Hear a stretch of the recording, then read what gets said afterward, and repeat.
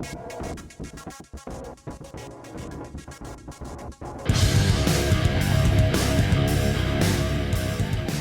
pagi, good morning, and welcome back to the Product Uncensored show. My name is Colin, and I am the host of this show. Actually, I've been the host for many episodes last, so if you don't really like me, then tough. Anyway, today's episode is episode 39, which means that we are one episode away from a podcast midlife crisis. So yeah, let's see what happens in episode 40, right? So I think that will be a milestone episode for myself. But anyway, that's something different. Today, we're going to focus on the star and the guest of today's show. He is someone that I've come to really respect very highly. I think he's a really, really good guy. And he's probably the best kept secret in product management in Malaysia, right? You really don't see him post much on LinkedIn, but he's an amazing guy to speak to, love his views, and that's why we've got him on the show. He's currently the Executive Director of Product Management at ServiceRocket. Please welcome to the show, Mr. Azwandi Aris. Hey, thank you, Colin. Thanks for having me on the show. It's Yes. such an honor to be here. Yes. It's been a long time coming. It's been a long time coming. So I've been trying to spread out the people that I know and the people that I don't personally know, so that it doesn't feel like I've got a little cronism group going on within the podcast scene. So yes, thank you so much for agreeing to be on the show. I'm sure that a lot of people want to know who is Azwandi Aris. So maybe let's start with that, right? Maybe tell us a little bit about who you are and what you do on a day-to-day basis. All right, thanks, Colin. And I think you did a really good introduction, but I'm not sure I 100% agree on all those high expectations. But I'm happy to be here and share a bit more about myself. Um, yes, currently I'm the executive director, product management at ServiceRocket, and a product lead at ServiceRocket. I actually started my career as a developer support engineer at Customer. We used to be called as Customware last time. And I spent about 3 to 4 years working in the customer support team, answering support tickets, really understanding customer problems. And I work a lot on the Atlassian platform. That is for anyone who's familiar with Atlassian. They did not have any cloud products, cloud platforms 10 years ago, 15 years ago, right? And I was one of the pioneers to work with them on, supporting their early versions of cloud platforms. So it was really interesting experience. And I spent the next 3 to 4 years being a subject matter expert, and then working on some of the management and leadership part of the support team and how to run a support team, and looking at the bigger overview of how we can be successful as a support organization and offering that as advantage for apart from products or platforms offerings. Yeah, and then I think like you said, there was a midlife crisis, but I'm not sure if it was a midlife crisis for me, but halfway through, I realized, all right, I think it's time to move on. And not to say it's an accidental experience, but there was an opening within ServiceRocket to actually try out product management.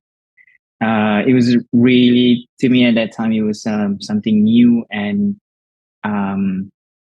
it feels something, you don't really know what that is, but you kind of want to try it. And when I was actually doing the technical support, I worked with the product team, and had really good exposure to engineering, design, product management. So I kind of learned a little bit and kind of grew a lot of my interest in actually building products and try to solve customer problem.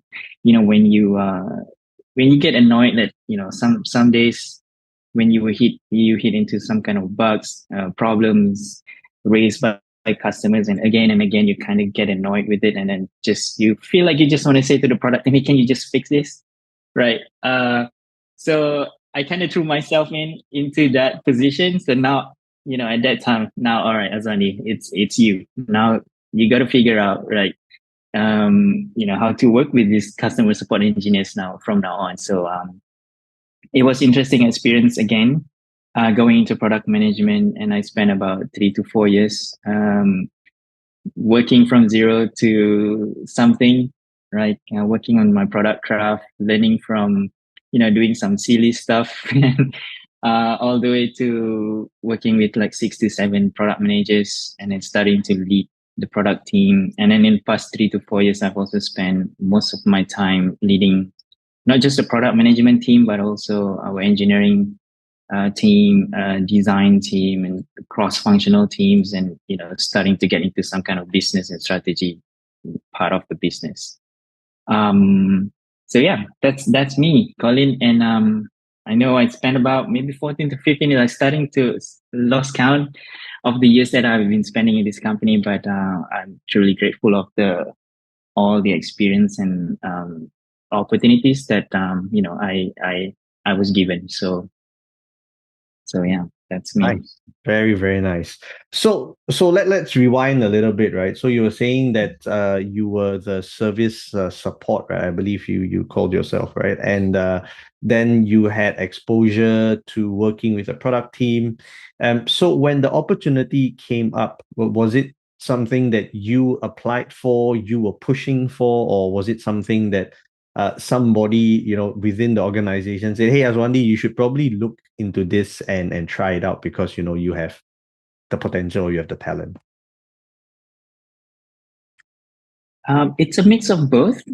I think just trying to recall that situation. So I was talking to my manager about going into another kind of opportunities, and we actually tried a few things. I went to a few internal interviews to different departments, and then there was just this like one position that was kind of like opening up at that time internally, and as soon as I hear about it, I was like, oh my god, maybe this is something, right? And my eyes kind of like lit up, and let's try this. I don't really know what this is, but I've heard about this product management thing, um, and the sheer amount of things that you're gonna work with, it kind of attracted me, right? Like you got to work with a lot of people, and I mean, in terms of cross departmental collaborations and stuff, right? Working with engineers, working with products, working with customers, making something work for the business. It's a lot. So I think the first 7 years that I spent as a support engineer, when you talk to customers, you kind of, even like when you work on specific, for example, support tickets, and then there's specific problems, specific troubleshooting steps that you go through, and then you kind of fixated on that problem and try to deep dive and try to find out the root cause and find another way to prevent this type of stuff.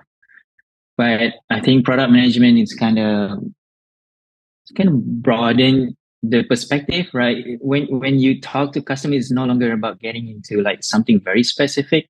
You kind of try to understand from various perspective, like, okay, I know you want this, but how about that and that, right? And it's a different kind of challenge for me. And so I took up that challenge. At that time, there was already a product manager slash project manager working on a platform.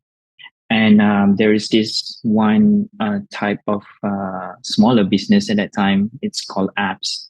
And the product manager needs to hand over so that he can focus on the platform.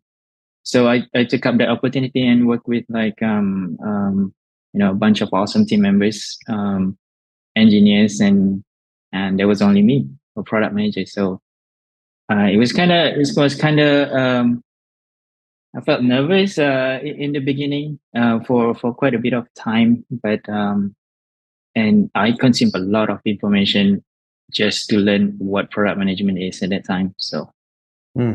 Okay, thanks for that. So let me ask you, right? So you were saying that there were a few things that sort of attracted you to that product manager role. what was the number one thing at that time? If you can think back so far, right? What was that one thing? Because I heard you say that, being able to, having to do so many things, sort of coordinate, and then you're saying work with so many tools, and be able to solve user problems. Like, was there like this just one particular thing that made you say, you know what, this is the reason why I really want to go into that product manager role? That's a tough question. Um, I grew up having a lot of interest in technology products and stuff, right? I'm sure it's most of us, even the audience here, went through the same path.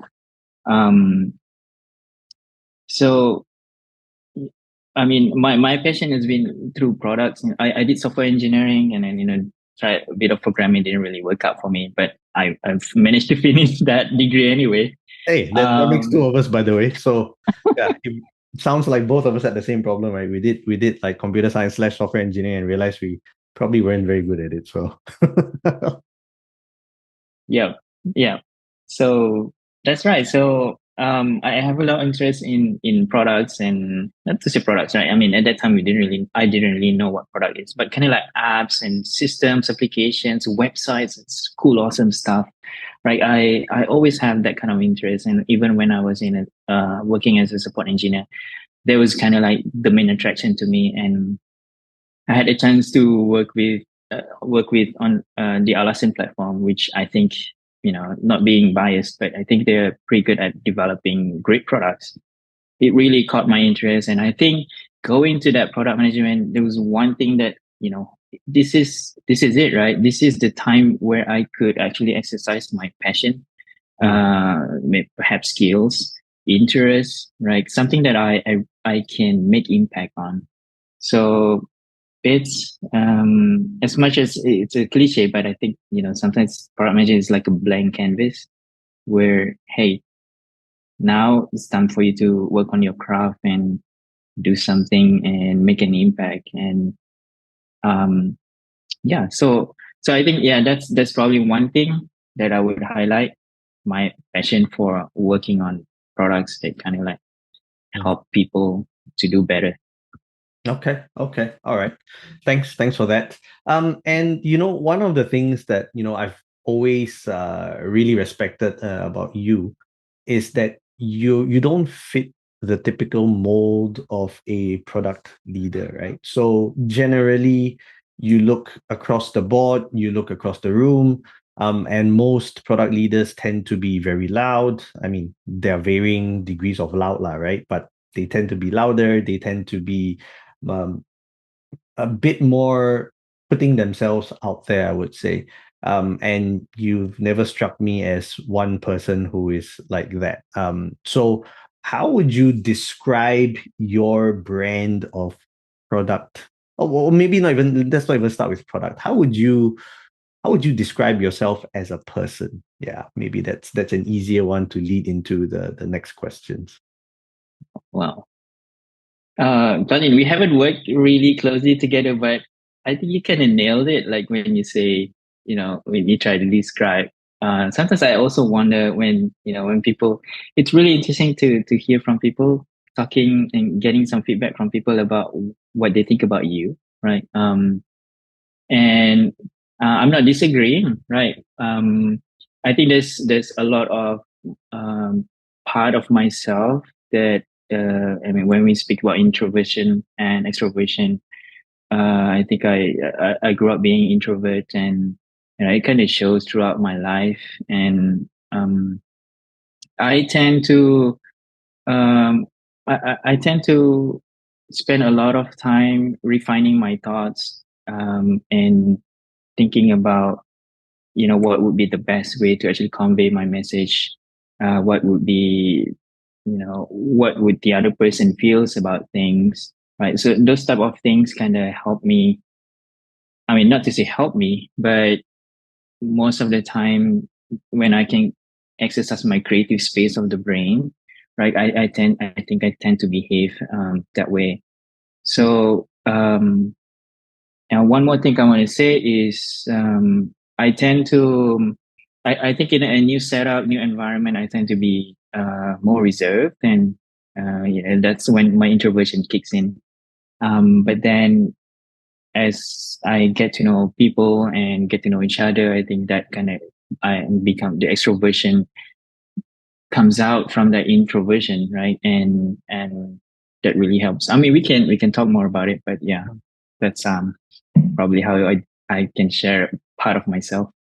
Yeah. I mean, that leads very perfectly into I think the next few questions, right? So one of the things that I really wanted to sort of explore with you on today's episode is, being a product leader or being a product manager who's actually not your typical mold, right? So that's going to be my first question. So at the beginning, right, when you were a product manager and you are expected to work with so many people and you're having to get your thoughts across, as a person who is self-described as an introvert, right, how do you overcome it? Do you find ways to go around it? What is your method? What do you do? Yeah, I think in the beginning of my career as product manager, there was a lot of anxiety around working with people, and actually the biggest one is customers.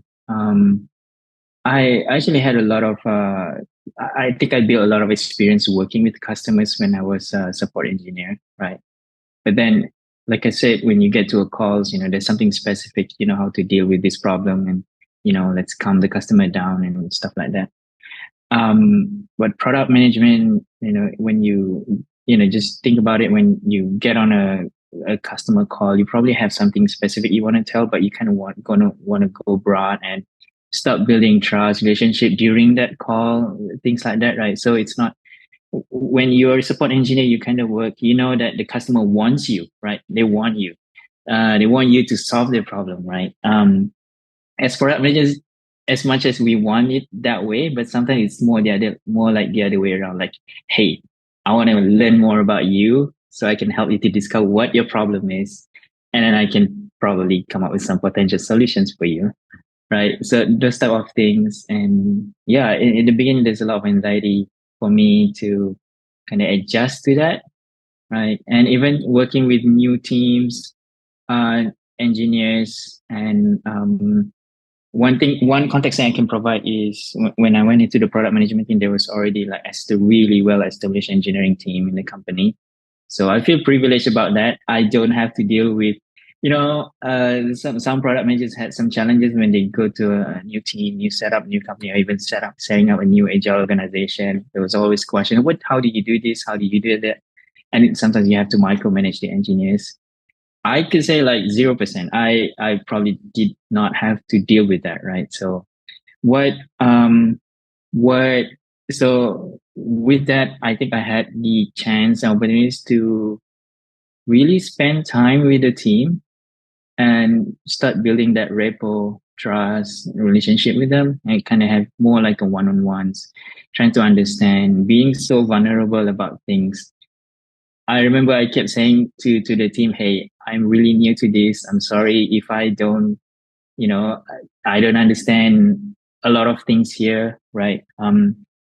But I think by being vulnerable in such way, kind of helped me to uh, get each of us kind of being opened up and you know understand each other and being able to focus on what we want to do, right? Mm. So I tend to, I think I spent a lot of time to just have that, building that trust relationship.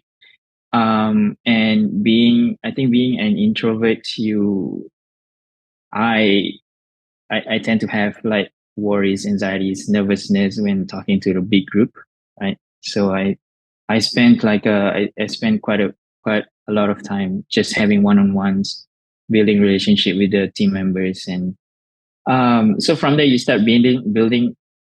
I started building my credibility, right, as a product manager, right? And yeah, I think that went pretty well. Mm. Um, yeah, there's a few other things probably, but Yeah. it kind So, of stood out for me. maybe I can sort of try and nitpick a little bit, right? Did you have to change your process, your, the way that you would say, either mentally prepare for things, or did you have to do certain things differently, or did you have to even change maybe the public facing persona that you have? Because again, this is coming from a guy who's not an introvert, right? So you have to just excuse my stupidity, right? Or naivety, because I've heard from some others that they sort of have a different, like, there's a different face that comes to the office that goes into meetings versus there is a different face when it's non-work time. Did you have to do anything like that? I don't feel like I had to change my process at some point. Um, I think being in an environment where we understand about our values and how we work, how we should work together, it kind of helped everybody to kind of like level set. Okay. It's yeah. I mean, I did. I mean, I think the first few years wasn't a perfect example of a product manager. I'm sure everybody has a story to tell about those things. But yeah, I think along the way in the past few years, especially being in a management, leadership, and kind of like business and strategic point of view, you you tend to be much more deliberate about your time and how you interact with the team and other people, right?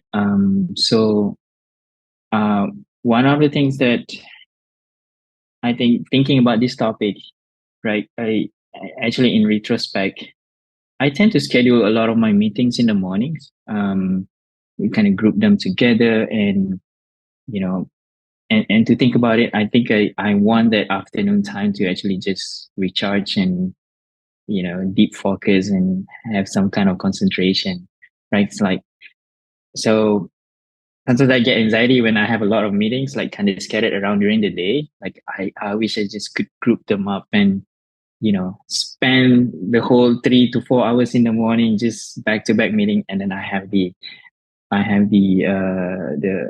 focus time in the afternoon.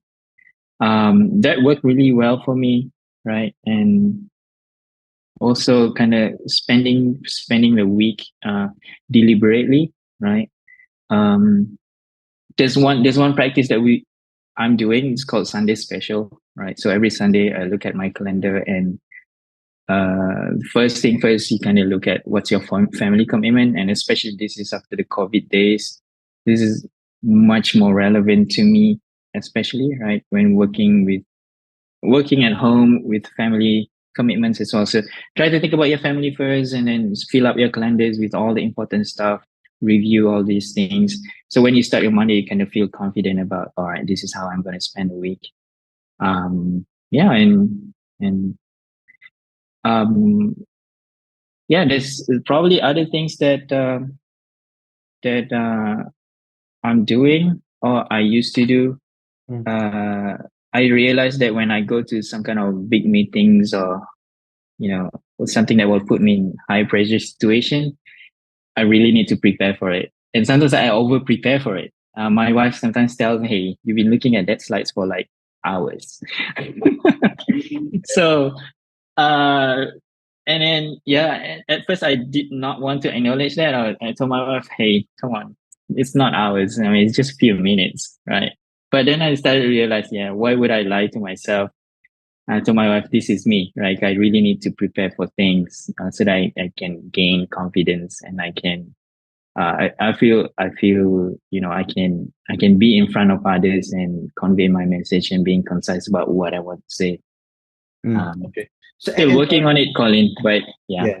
No, so I was just actually gonna interrupt because I wanted to sort of uh push that scenario that you've mentioned, right? So in a high pressure situation or high pressure meetings where it's gonna be a lot of people and you're gonna have to be live or in person, how do you deal with those kinds of situations, right? Do you feel like you, again, do you say, okay, I need to prepare and then I will answer when asked or when challenged, or do you prepare so that you're able to go in there and be confident and be an active participant. Yeah, so again, just trying to understand that mental process or thought process of preparation, and then when it happens, what's happening as well. Okay. I think over preparing helped me out. That's one thing. Not sure if that's an advantage or disadvantage, but I think kind of worked for me, right? Don't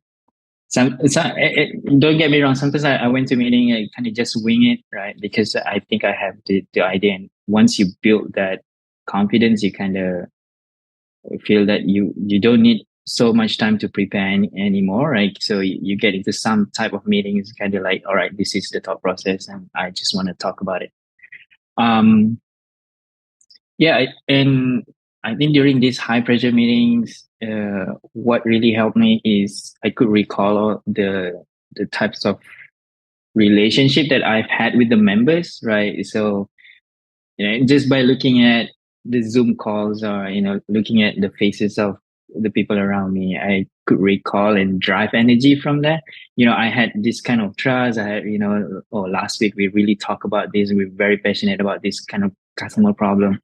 I tend to draw a lot of that energy from each of the members, whoever that I can from, right? And sometimes I use that as a as a reinforcement, right, in the meeting. Then we can. I was able to quote, all right, this is my interaction with this person at that time, and then I invite that person to actually also come into the discussion and share, those type of things, right? And yeah, I think having that kind of energy, like something that you can draw from, really helped me, right? So that's why I think like talking to like a totally new audience kind of like sometimes put a lot of anxiety around me. So because I do not really know this audience, I do not really know them, I do not really know how they work or what's your expectations and stuff like that. Yeah. Okay. Thank you so much. And apologies, right, that I'm like really, really like diving into the details because like I said, this is an aspect of product management which I feel you would be the perfect candidate, right? Because I've had product managers or peers in the industry, friends who come up and say, hey, I'm not like so and so. I'm not, and I'm me, and I'm not someone who likes to put himself or herself out there.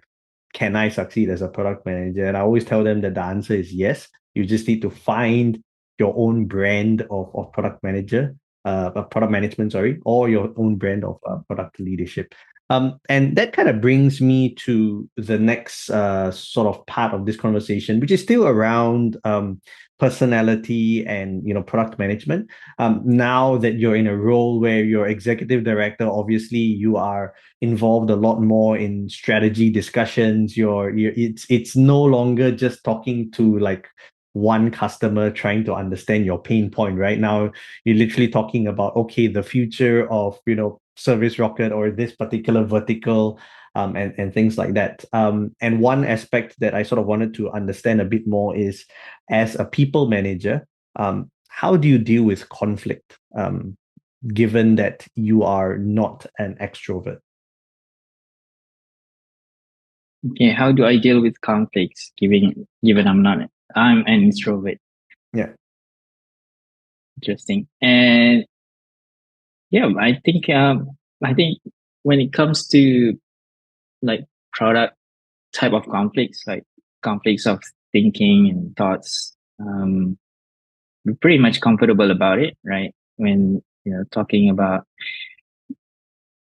I think as long as we have something in mind, like something aligned, all right, this is what we really want to do, right? Get back to the foundation, get back to the basics. This is the overall goal that we want. So a lot of I think being in like introvert situation, when I sit down in meetings, right? And this is not me being biased about myself, but I get a lot of feedback saying I tend to sit back and not to sit back, but kind of like uh, observe and um, kind of look at the whole room and try to understand what everyone is trying to say. And only then I will be able to jump in and talk through my what I'm thinking, right? So I tend to do that a lot, and I tend to get a lot of feedback around that as well, right? So it makes me realize, yes, I really I tend to do this type of stuff.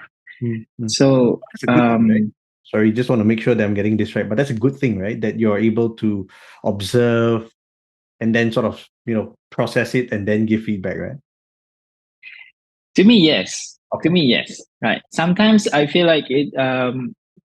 I came late into the discussion and kind of like, I feel like I should have jumped in early and kind of course correct or something like that, right? But then I think with that, when speaking about conflicts, conflicts of what do we think about this? What do we think about that? It, I I sort of use that power of that moment to kind of like, all right, here it is. This is what I'm thinking, and I tend to draw a lot of references from the rest of the group, saying, all right, you want this, you want that, you think this, you think that, and here's my thought and how, and then I would I tend to give back to the group and kind of think about it as a group. Um, there's probably this funny reference, a situation from what I went through lately. So I was in this leadership meeting and uh, high pressure situations, and I tend to be quiet in the beginning, right? But then I wanted to say something, and then my CEO kind of like, all right, everybody, kind of, you know, just listen. Azwandi is gonna speak up and gonna say something, right? And then he said that something along the lines of, every word that comes your mouth is very valuable. Comes out from your mouth is very valuable. Something like that, right? So, well, it added more pressure to me. I was like, what if I'm just gonna say something stupid or something dumb, or but I think that's a kind of like a superpower as well, without me realizing, I have something like that. So and a lot of people tend to agree with that, right? So every time when I try to speak up, and people tend to listen at some point. Not every time, Colin, but uh, I'm sure it's but most of the time. I'm sure it's most of the time. yeah. So I think resolving conflicts, it's this type of things can help me to go through that kind of situations. I think personal conflicts during one-on-ones, we spend about, I mean, with my product managers, when I used to work with product managers, we spend a weekly and talking through things.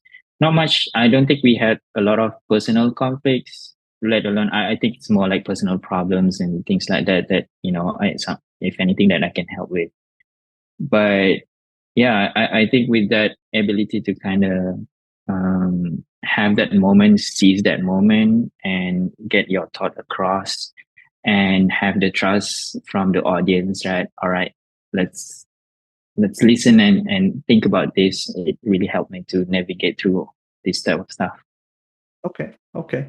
Um, all right. So again, sort of going down the line of being a people manager, being in a leadership position in product management, do you have like philosophies or principles that you hold on to? Like, this is the Aswandi brand of, product leadership. Are there like specific things that to you are like super, super important? Not that I have them. Uh, no, I don't have certain philosophies or principles that I I, I stick by. But we have this we've developed this type of mindset that everybody is a leader, right? Mm, mm, Um, you as a product manager, of course, is a leader, right? You're a product leader. But then the mindset is everybody needs to have at some point have that accountability and responsibility to be part of that product management. Right? Product manager is not a person, just a person. It's by everybody. Everybody who contributes to the success of the product. So having that mindset of having, that leadership kind of qualities and thinking, especially when you deal with your products, kind of, I think it helps. It goes a long way to, have that, I would say, ownership of the product, right? So everybody is in it. Everybody is in this together. We are doing it together. So yeah. Okay. Okay. All right. And then so for you, right, what advice would you give to let's say a similar product manager like you, but maybe more junior, right? So let's say I'm introverted and I'm in product management, do you have any advice to give to me? I'm trying to sort of, I'm trying to be a better product manager. I'm trying to climb that product leadership ladder as well, right? What are the things that I should be looking out for, or that I can use as my own superpower? Okay. This reminds me of this. I'm not sure the citation of the statistics, but 1/3 of the world's populations are introverts. So 1 out of 3 product managers, presumably, are introverts. So there's actually a lot of introverts amongst us, right? So just think from the world's product leader figures. I think people say Bill Gates or Steve Wozniak was kind of like introverts, right? So there you go. So you have the aspirations. If you're a product manager, there's nothing stopping you to. If you're an introvert, there's nothing stopping you to become a really good product manager, right? There's a lot of superpowers that probably I did not mention here. I'm pretty sure a lot of introverts there are really good listeners. So when I think just by having that skill kind of help you to really listen in, trying to understand when you apply to customer problems, hearing them and being able to kind of uncover a lot more other stuff when we talk to them, and being that exercising that empathy um, with with the users, the customers, or anyone that you talk to. And then from there, you probably will be able to kind of come up with a lot of unbiased observations, right? So instead of relying on your gut feels, you tend to sit back and analyze, digest a lot of things and be able to make a better conscious analysis or even decisions, right? Um, so yeah, um, there's definitely a lot of superpowers as introverts, as much as for extroverts as well. I tend to be envy about extroverts. How can just that person talk in front of other people and kind of like draw a lot of attention to them, right? And Of something who course, can really it's think just a on your shorthand, feet and right? yeah. So yeah, I don't think being introverts or extroverts kind of it's a differentiating factor as to become a product manager. um just yeah, I think it's more about the skills that you develop, right? Communications, take advantage of that.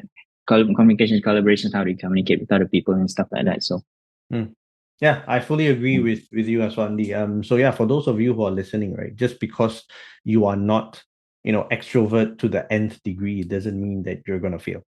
Like I said, right, I think Aswandi is someone who has really, really, gotten my respect as someone who is not loud or anything, but I really like to listen to what he has to say. Especially like, when we were in I think it was in Bali, right? We went for that product retreat. It was really, really refreshing to hear from someone like Aswandi. So use what you have to your advantage, right? You don't have to be someone else. And I think that's probably the most amazing thing about just being yourself rather than trying to model yourself you know against someone else or measure yourself against someone else. So yeah, okay. Thank you so much for Aswandi to Aswandi for that. Let's move on a little bit, right?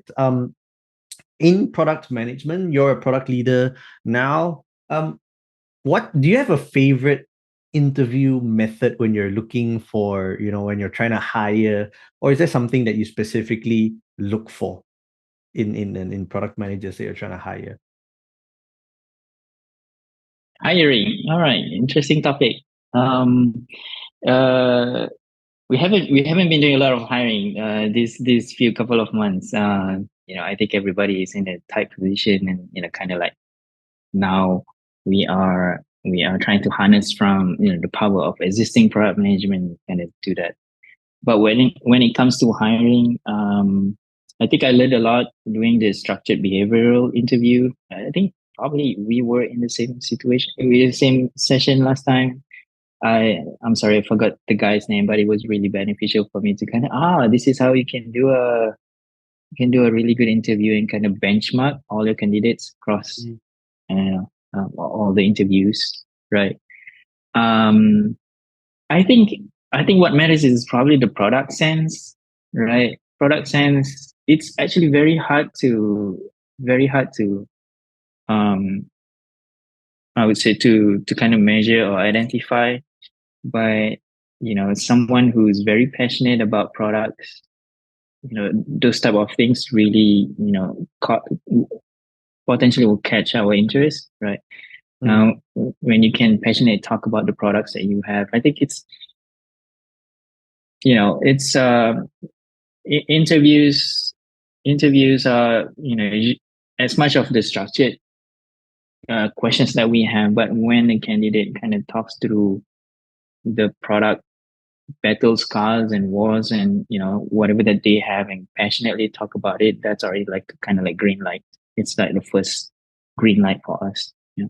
Okay, okay. So are you the kind of hiring manager who like will have a culture fit session, and then we'll have a behavioral test session, then we'll have like a test assignment, or are you the okay, I'm just gonna need one session with you and I can already suss out whether I think you're gonna fit or you're not gonna fit?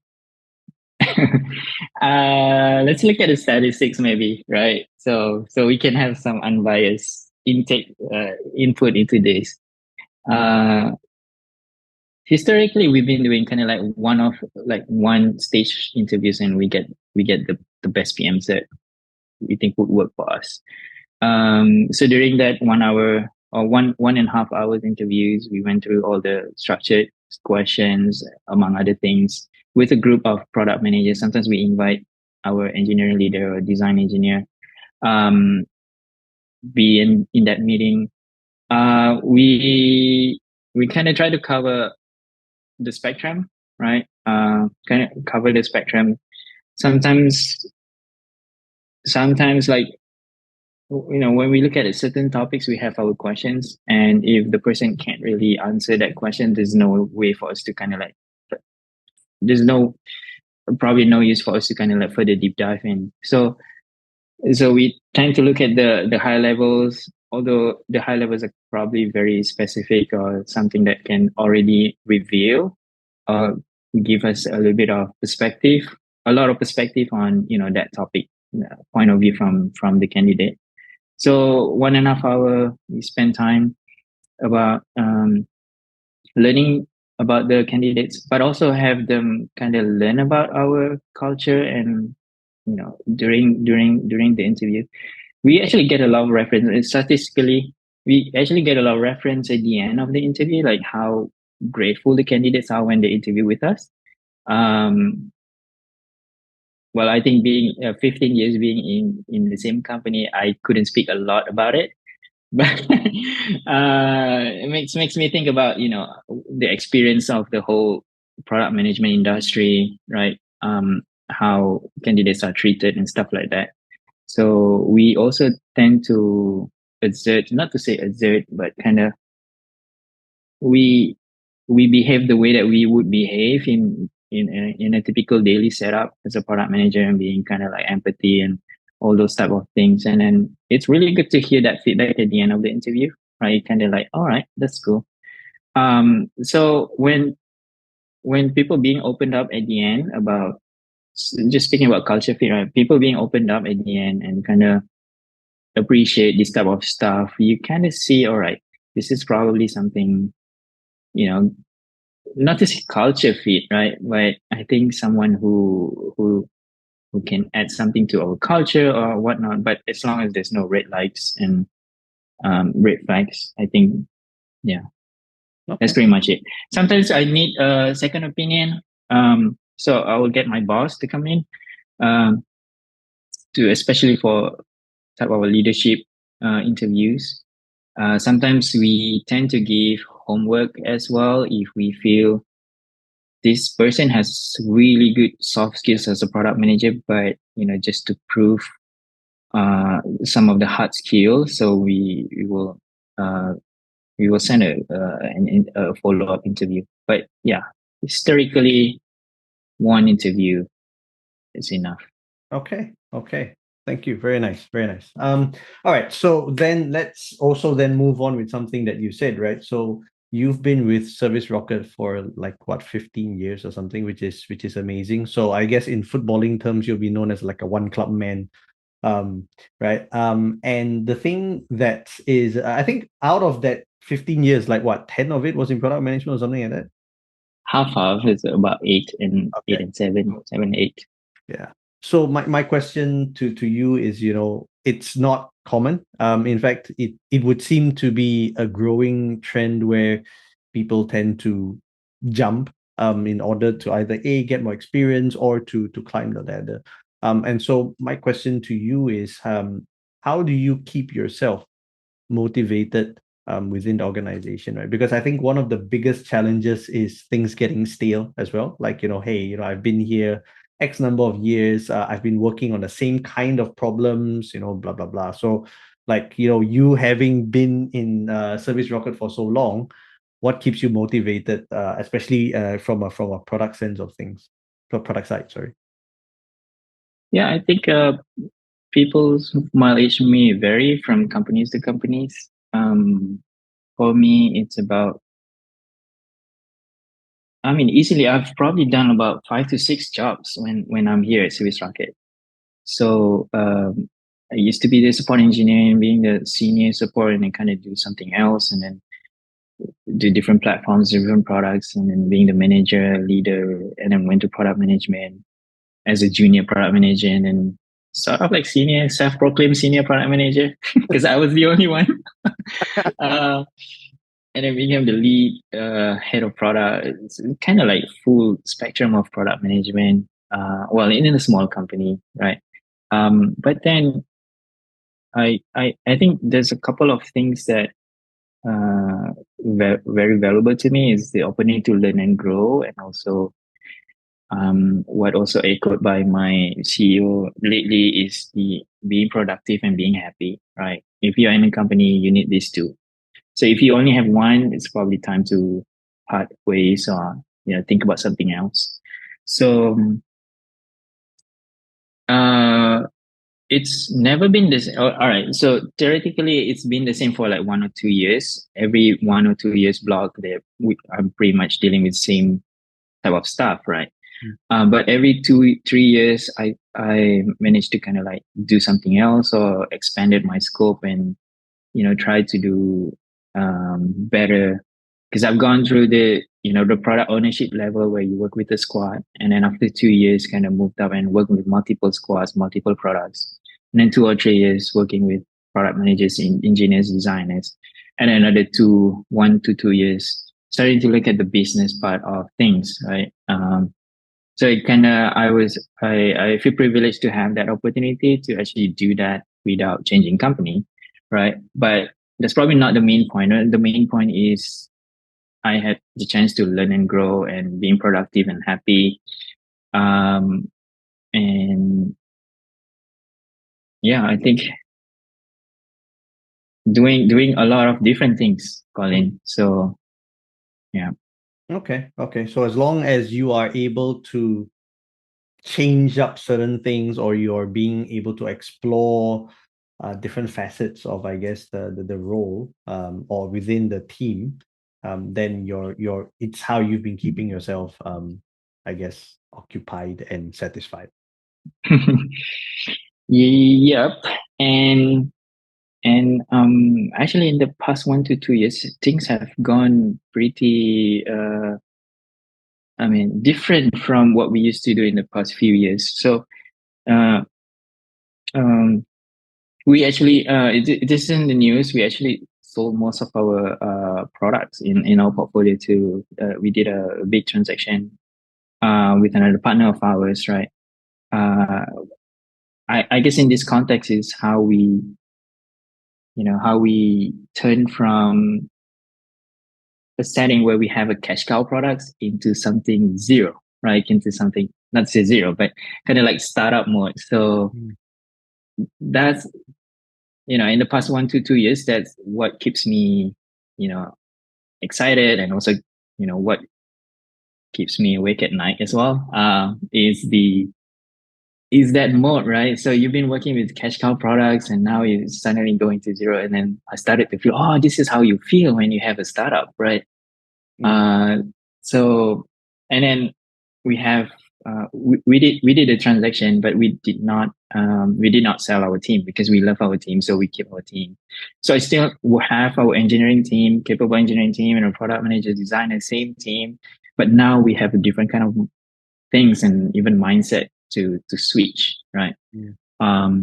So yeah, I mean, just want to highlight, I mean, that's the biggest change that I had in the past 1 to 2 years.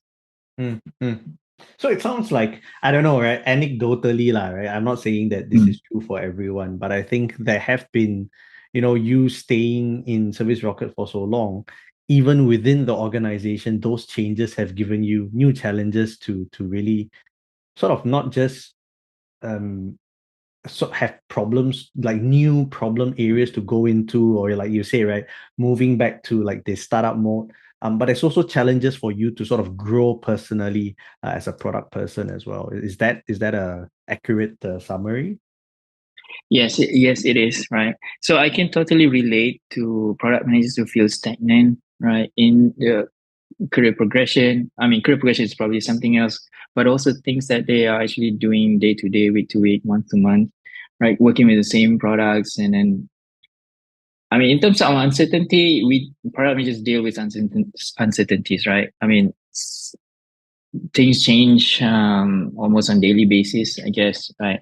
But I guess that's a given when you're a product manager. But when you work with like the same product and the same kind of industry, yeah, I think you tend to feel bored about it, right? Feel that you need to do something else. Um, Not to say like you should jump to another companies or whatnot, right? But I think that also, I've I've met product managers who want to stick in the same career, in the same product, in the same platform because they believe in actually there's a lot more to do, right? Mm, So I think again, mileage may vary, right, from mm, person to person, from PM to PM. But for me, yeah, I think that opportunity to do different things, and not to say not to say all of the time that I have the choice to do it. Sometimes you kind of forced to do it, especially when you are leadership at the leadership level. Let's do it, right? So you probably practice your disagree to commit, and disagree to yes. agree, right? Agree to disagree, and then kind of like commit to it. But it's how it turns out that matters, right? How you work with your team, rally your team, and do it. Yeah. Okay. Sorry. You have brought up something really, really interesting, right? So let's jump into this one. So, because you were saying that at a leadership level, sometimes you got to do things that you don't necessarily 100% agree with, right? So that's why you mentioned the disagree and commit, or agree to disagree, but we still do it. Um, how do you manage that within the product team, right? Because the thing that it's a lot to do with also popular opinion, I guess. These days a lot of people are saying that, oh, product managers greatest power is to say no, blah blah blah. And this is where I'm going to lay it all on the table, right? I don't think that is true in real life all the time. Like, I'm hearing my own experience, that look, there are just certain things that a company wants to do that we're just going to have to do. And how do you A, reconcile that for yourself, and B, how do you make sure that you reconcile your team with it as well, to make sure that, yeah, this is not exactly what we had in mind, but we're still going to go to do this anyway, because we know that ultimately this could potentially have a better outcome, better, whatever reason that we've agreed upon? Yeah, certainly I've went through some of that situations. And I think, by the way, I think that's a normal situation, right? I'm not saying that this is a measure of how the companies are not aligned and whatnot, right? These type of conflicts are healthy conflicts, right? Productive conflicts at some point too. Yes. Um, so, when trying to recall my recent experience around this, I tend to realize that when a leader is objecting their vision on something, or something that kind of what does that mean, right? Really, right? Those type of things. I I tend to first you gotta have that trust, right? Have that trust that all right, there's some because I've worked with this person for so many years. Maybe that's my advantage. So there's something in their message that could be true, right? So that kind of opens up my way to kind of like go deep and inspect what is it really that this person mean, right?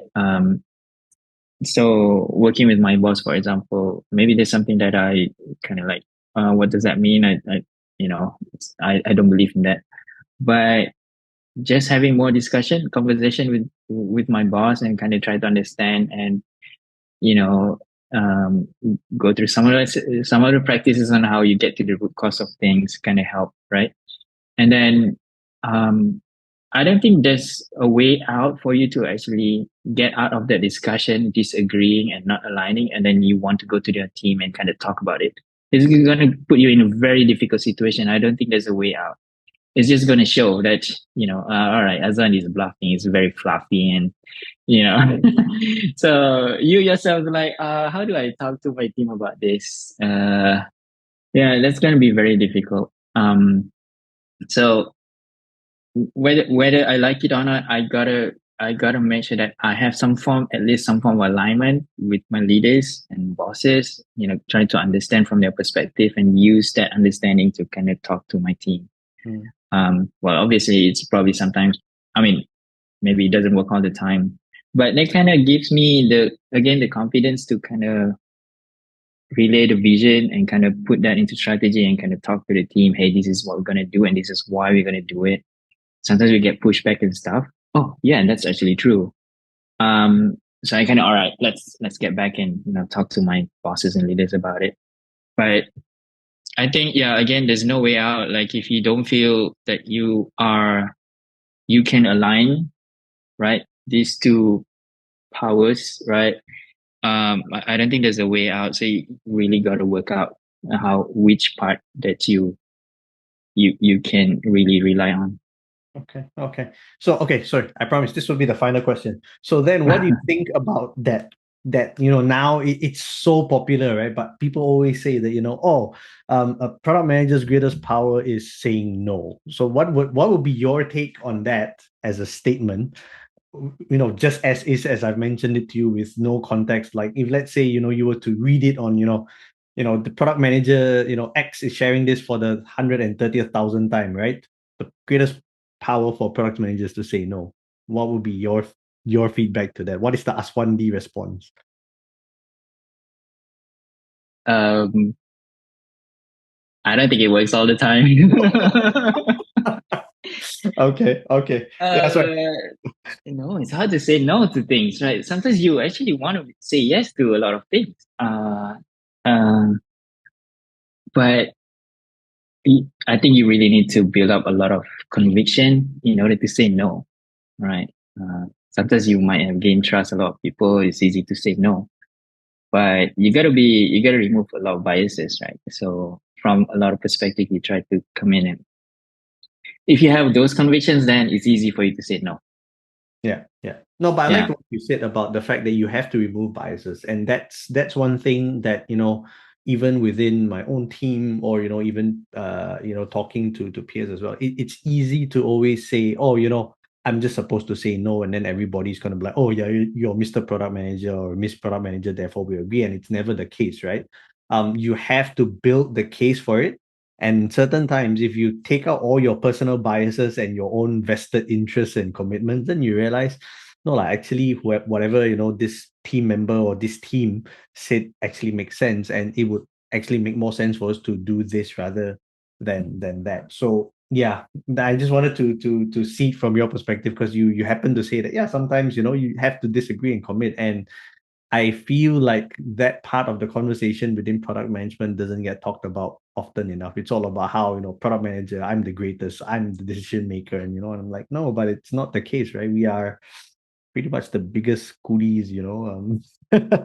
Yes, right. We are not the no, no, the product CEOs. We're not CEOs of the product. It's more like the other way around. Like early days, like you're the kitchen sink. Everybody goes to you. True, that's true. Everybody, right? You do everything. So yeah. Okay, okay. Yeah, so sorry by the way. If you guys don't know what the word coolie means, is like slave, or it's like a local slang we use here for like slave or servant or something like that, right? So yeah, or cheap or laborer, yeah, laborer or something like that. So okay, so hopefully that gives some context to the word I used. All right. So Aswandi, thank you so much for agreeing to be on the show. I know this is not something that you would readily do all the time, so I really appreciate you indulging me, especially with my incessant questions. Apologies for my naivety or stupidity. Yeah, and just before we close, I wanted to ask you, is there anything that any thoughts, any advice, anything you want to leave with our listeners and viewers? Yeah. Well, first of all, Colin, thanks for being such a good host. So, being an introvert PM, introvert person, this wasn't easy for me to do, but you made it easy for me. So, kudos to you, Colin. Some advice. I think speaking about our topics today, mainly about being introvert PM, it's not disadvantages for you. I think a junior PM may have that thoughts, right? I think I had that thoughts before. Like, how am I going to deal with people, person, and being in front and the center of the company, kind of rally everybody together. That's not me, right? But I think with the superpowers that you have, you can start building that up from the ground, and kind of you will gain confidence. Okay. Thank you so much. So, ladies and gentlemen, boys and girls, and everybody in between, that was Azwandi Aris, the Executive Director of Product Management at ServiceRocket. I really hope that today's episode was helpful, especially for those of you who tend not to be extroverts, or maybe you're ambivert or whatever that it is, right? Hopefully, hearing from somebody like Aswandi, that you can take notes and also take encouragement. Again, like what Aswandi was saying, right? It's not a disadvantage. It's just something that you can use and harness to your own advantage. So yeah, thank you all so much, and I will see you at the next session. Bye bye.